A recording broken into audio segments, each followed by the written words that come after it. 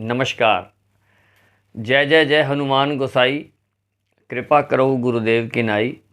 आप सभी का एक बार पुनः अपने YouTube चैनल शंखनाद पे आप सभी का हार्दिक स्वागत, हार्दिक अभिवादन। हर बार एक नए विषय के साथ आपसे बात होती है और आज का विषय बहुत गंभीर विषय है। हम आज जिस परिवेश में जी रहे हैं, अगर हम ध्यान से सोचें तो आज का जो समय है, जिस समय हम और आप जी रहे हैं, आज का समय और वो श्रीलंका के ज़माने का समय ज़्यादा फर्क नहीं है।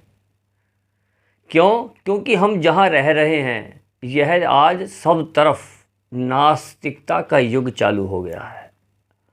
आप कहेंगे हम तो ईश्वरवादी हैं, हम तो धार्मिक हैं, आप हमें नास्तिक क्यों कह रहे हैं? मैं आपको नास्तिक नहीं कह रहा, मैं आने वाला जो समय है 20 वर्ष 25 वर्ष बाद के समय को देख करके आपसे बात कर रहा हूँ। और यह मेरे दिल की बहुत पीड़ा है, यह मेरे दिल का बहुत बड़ा दर्द है जो मैं आपसे साझा करने के लिए यहाँ बैठा हूँ।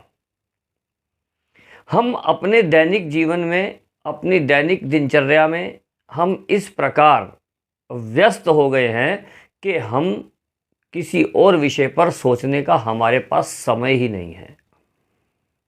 बहुत छोटी सी चीज़ अगर हम विचार करें, हमारे आसपास का माहौल कैसा है? विषाक्त है। हमारे आसपास के लोग कैसे हैं? अधिकांश लोग चरित्रहीन हैं। हमारे अंदर अविश्वास लोगों के अंदर कूट कूट कर भर चुका है। झूठ, फरेब, आध्यात्म से दूरी, धार्मिक कार्यों से दूरी, और यहाँ तक के अगर किसी को धर्म के बारे में, आध्यात्म के बारे में, किसी अच्छी चीज़ के बारे में बताया जाए तो उनके पास सुनने समझने के लिए समय ही नहीं है, क्योंकि वह यह कहते हैं कि हमें इसकी कोई आवश्यकता ही नहीं। अगर कुछ लोग इस चीज़ को मान रहे हैं, यहाँ पर मैं युवा वर्ग की बात कर रहा हूँ, अगर कुछ युवा इस चीज़ को मान भी रहे हैं तो वह केवल खाना पूर्ति के लिए, पिताजी ने कहा है तो इस करके सिर झुका रहे हैं, माताजी ने कहा है तो इस करके हम प्रणाम कर रहे हैं। बहुत कम युवा हैं जो आसक्ति के साथ, भाव के साथ इस पथ पर अग्रसर है। आने वाला 25 या 20 वर्ष के बाद का समय क्या होगा, यह बड़ा भयावह स्थिति उत्पन्न होने वाली है, जो मैं देखने की कोशिश कर रहा हूँ, जिसको देखने का मैं प्रयास कर रहा हूँ। वही विज़न, वही सोच आपसे आज साझा कर रहा हूँ। हमारे आज की युवा पीढ़ी नशे में, आसक्ति में, सामाजिक दूरी में इस कदर आधुनिकता और पाश्चात्य संस्कृति में रंग चुकी है कि आज वह अपने आप को विज्ञान के युग में जीता हुआ महसूस करती है, जो उसकी बहुत बड़ी गलती है, बहुत गलत सोच है। दूसरे शब्दों में मैं यूं कहूं कि आज हमारी जो संस्कृति रूपी माँ सीता है, हमारी संस्कृति, हिंदू संस्कृति, सनातन संस्कृति, ऋषियों की संस्कृति, जिसका हरण हो चुका है, हमें उसे वापस लाना होगा। संस्कृति और धर्म यानी कि आध्यात्म और आस्तिकता जिसे हम कहते हैं, आज यदि हमने उसका निर्वहन नहीं किया, यदि हम अपनी संस्कृति के बताए मार्ग का अनुसरण नहीं करते हैं, तो साथियों यह दुनिया, हम सब मानसिक रूप से तबाह हो जाएंगे। दुनिया का ऐसा कौन सा सुख नहीं था जो लंका में नहीं था? आज हम ईंट गारे की, सीमेंट के मकान बना के बड़ा गर्व अनुभव करते हैं, रावण की लंका तो सोने की थी। ऐसा कौन सा सुख है जो लंका में नहीं था? केवल नहीं थी तो केवल एक शांति, क्योंकि वहाँ भौतिकता का राज्य था। हम आज भौतिकवाद की तरफ को जाते जा रहे हैं, आध्यात्मवाद को छोड़ते चले जा रहे हैं। जितना हम संस्कृति से, अपनी सनातन संस्कृति से दूर चले जाएंगे, आसुरी संस्कृति हमारे ऊपर हावी होती चली जाएगी, राक्षसी प्रवृत्ति हमारे ऊपर हावी होती चली जाएगी, और हम मानव से दानव बन जाएंगे, जबकि होना यह चाहिए, हमें मानव से देव बनना चाहिए। मनुष्य से देवता बनने की ओर का सफ़र होना चाहिए, और हम गर्त में जा रहे हैं। हम मानव से दानव बन रहे हैं, दानव से पिशाच बन रहे हैं। कैसे बन रहे हैं? हम ऐसे बन रहे हैं, हमारी बेटियां हमारे घरों में सुरक्षित नहीं, हमारा परिवार सुरक्षित नहीं। सुबह का निकला व्यक्ति शाम को घर ठीक ठाक पहुंचेगा भी कि नहीं, इस चीज़ की कोई गारंटी नहीं है। पारिवारिक जीवन हमारा लगभग समाप्त हो गया है। परिवार किसे कहते हैं?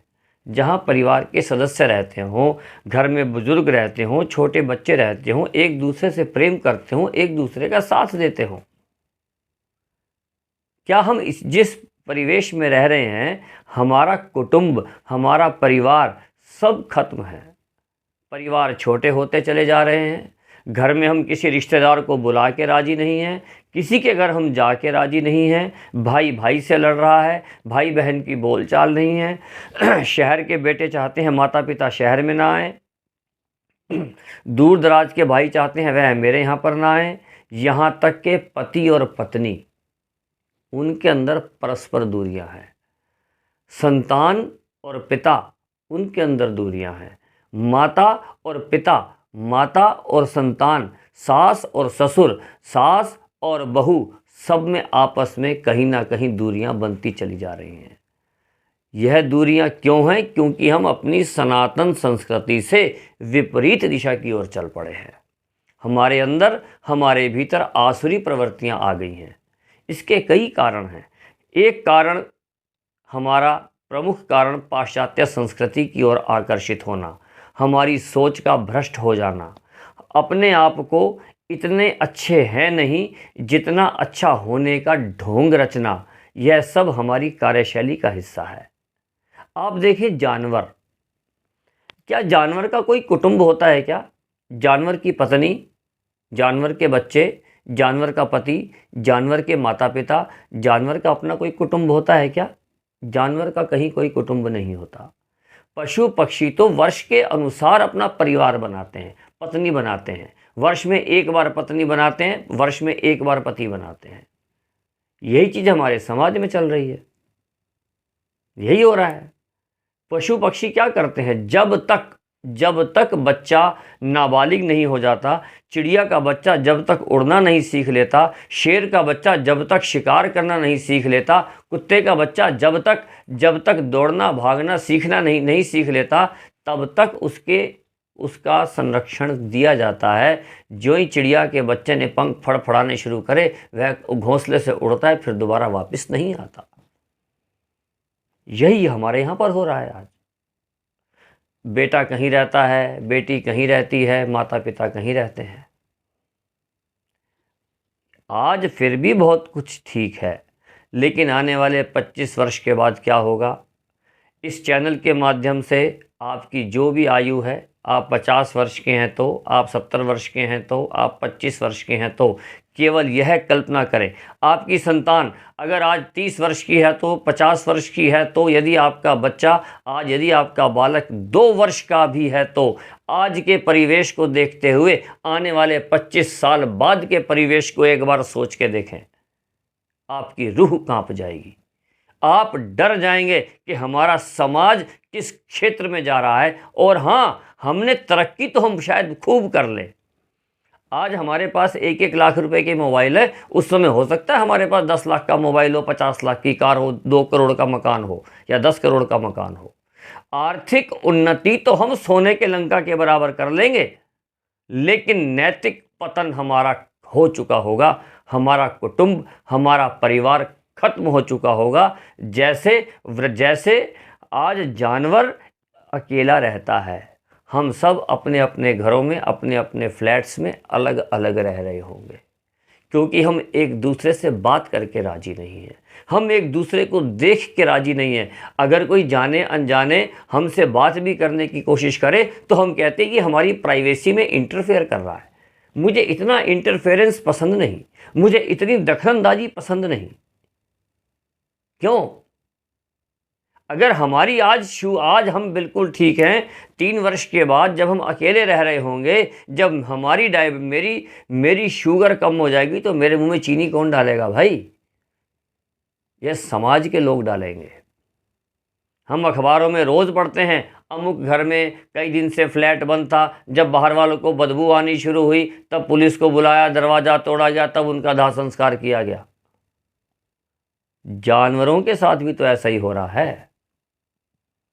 हमने कभी कहा कि ये इस जानवर की पत्नी है, यह इस जानवर की संतान है, यह इस जानवर के माता पिता है? कभी नहीं कहा।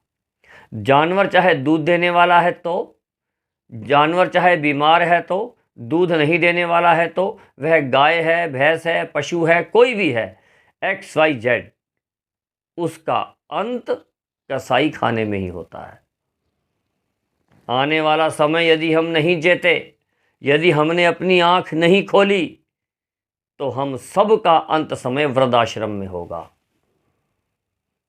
क्योंकि कुटुंब खत्म हो रहा है, परिवार खत्म हो रहे हैं। हमारी और जानवर की जीवन शैली में ज़्यादा फर्क नहीं है। वो बिना कपड़े के घूमता है, हम कपड़े में घूमते हैं। वह अशिक्षित है, हम शिक्षित हैं। वह नासमझ है, हम समझदार हैं। बस ये फ़र्क है। लेकिन जो जीवन जीने का ढंग है, जो जीवन शैली है, उसमें और हमारे में कोई फ़र्क नहीं। आज भी आपको अपने दाएं बाएं अगर आप ध्यान से सोच के देख के चलें तो आपको परिवारों में, घरों में, फ्लैट्स में अकेले बुजुर्ग, अकेले दंपत्ति रहते खूब मिलेंगे। पशु पक्षी भी ऐसा ही करते हैं, वर्ष में एक बार पत्नी बनाते हैं, वर्ष में एक बार पति बनाते हैं। यूरोप में यही तो चल रहा है। वहाँ विवाह संस्कार नहीं होते, एक एग्रीमेंट होते हैं। जब तक तू मुझे ठीक लग रहा है तू मेरा, जब तक तू मुझे ठीक लग रही है तू मेरी। किसी बात पे खटास हुई, तू अपने घर, मैं अपने घर। संतान तभी तक हमारी है जब तक हम उसकी जिम्मेदारी पूरी कर रहे हैं। उसके बाद तो केवल साल में एक दिन फादर्स डे या मदर्स डे पे ही आएगा मिलने के लिए। वृद्धाश्रम में आप जाके देखें, यही तो होता है, यही हो रहा है। बस एक बुजुर्ग पिता या एक बुजुर्ग माँ वहाँ पर रह रही है, साल में एक ग्रीटिंग आता है बस, और वो उस ग्रीटिंग को देख के खुश होता रहता है। 2, 4, 5 फोटोग्राफ रखी होती हैं उनकी पति पत्नी की, बुजुर्गों की, अपनी जवानी के समय की। वो उन्हीं अतीत में खोए रहते हैं, अतीत में जीते रहते हैं। कुछ घुटते रहते हैं, कुछ मन ही मन कलपते रहते हैं, अंदर ही अंदर घुटते रहते हैं, रोते रहते हैं, और एक दिन खत्म। हमारे पास समय नहीं है इन सब बातों को सोचने के लिए। अगर हमें उन्नति चाहिए, अगर हमें प्रगति चाहिए, तो हमें अपनी संस्कृति की शरण में आना होगा। अन्यथा हमारा कुटुंब, हमारा परिवार, हमारी जीवन शैली, हमारी संतान सब तहस नहस हो जाएगा। जितना हम ये अंबार लगाते चले जा रहे हैं दौलत का और संपन्नता का, हमारी एक गलती से स्वाहा हो जाएगा अगर आज हमने अपनी आंख न खोली तो। परिवार के साथ एकजुटता बनानी होगी। और भी इस विषय पर हम आपसे कल फिर और बात करेंगे। इसका जो विषय रहेगा भाग 1 रहेगा। विषय सिर्फ यही है, बिखरता परिवार भाग 1। बिखरता परिवार भाग 1। कल इसका बिखरता परिवार भाग 2 आएगा, उसको अवश्य सुने। फिर हो सकता है यदि और विस्तार से चर्चा चली तो बिखरता परिवार भाग 3 और भाग 4 भी आ सकता है। आज हमने केवल एक इंट्रोडक्शन आपको बताया, कल का लेक्चर थोड़ा सा बड़ा होगा। इसलिए जो लोग आज का मिस करेंगे, कृपा करके सीधा भाग 2 को ना सुने, पहले आपको भाग 1 सुनना होगा आज का, तभी ये कॉन्सेप्ट क्लियर होगा। क्योंकि यह विषय जितना गंभीर है उतना वैचारिक भी है, उतना बौद्धिक भी है। इसको अमल करना होगा और इसको आप सभी को सोचना होगा। ये मेरा आपसे निवेदन है। बहुत बहुत आभार, बहुत बहुत नमस्कार।